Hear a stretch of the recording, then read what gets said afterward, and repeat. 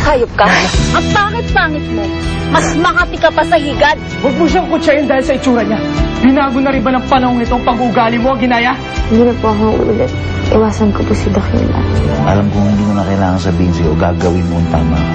Ang ayaw ko lang ay mahanapan kanina ng butas para saktan ka. Hanggang ngayon, hindi pa rin kita masarili.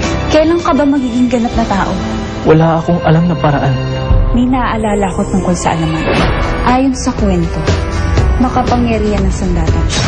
Ang machete. May pinagbigyan ako nito. Alalahanin mo, Machete.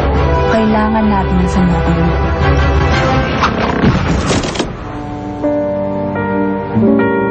Saan mo tinangay yung boyfriend ko? Hayop ka. Ang landi mo. Ang pangit-pangit mo. Mas makati ka pa sa higad. Tumigil ka! Hindi! Para! Kakalkuhin mo yung tama ng higad! Pasensya ka na, Taya. Pasensya ka na nagsisinungaling ako. Sinasaktan nila ako. Nahihirapan na ako, Tay. Pero kakayanin ko to.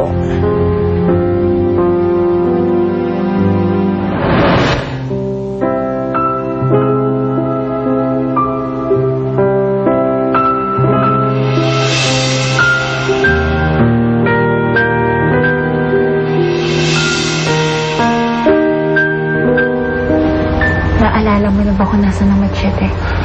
Wala pa rin akong matandaan. Paano na yan? Ikaw lang naman nakakaalam kung nasaan yun. Ikaw, Ginaya. Wala ka bang natatandaan? Malay ko dun. Ikaw ang huling kinausap ko nung nabalitaan ko sumalakay si Caron sa aming tribo. Ginaya, kailangan ko siyang harapin. Ibinibigay ko sa iyo ito.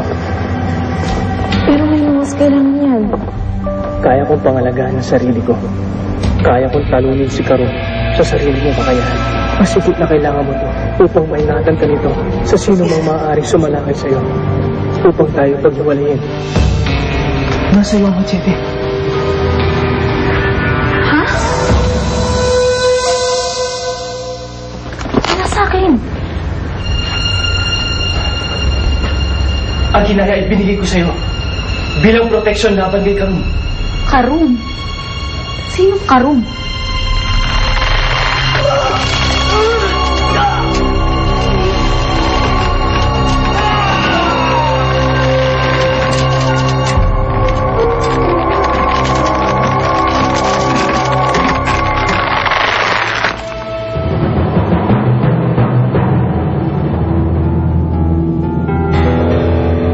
Hindi ako natutuwa sa ginawa niyo, Ma.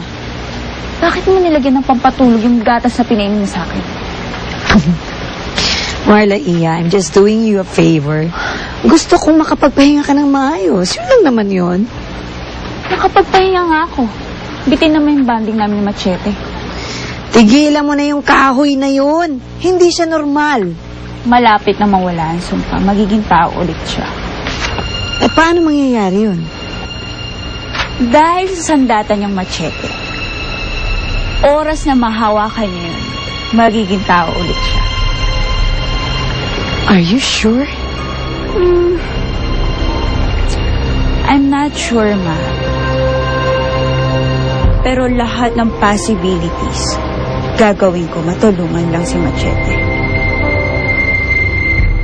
At paano mo matutulungan ang kahoy na yun? Saan mo hahagilapin ang sandata na sinasabi mo? Well, according sa kanya, ibinigay daw niya sa akin yung sandata bilang alam niya na ako sa Ginaya. Siyempre, malay ko ba dun? Hindi ko alam. Dahil hindi naman ako yung lekat na babae yun. Tigilan mo na yan. Malabo pa sa ilog Pasig ang mga pinagsasabi mo. Diyan ka nagkakamali, Ma. Dahil kilala ko kung sino makakatulong sa atin. Ma'am Marla, nandito na po yung mga ulang pinakuha niyo.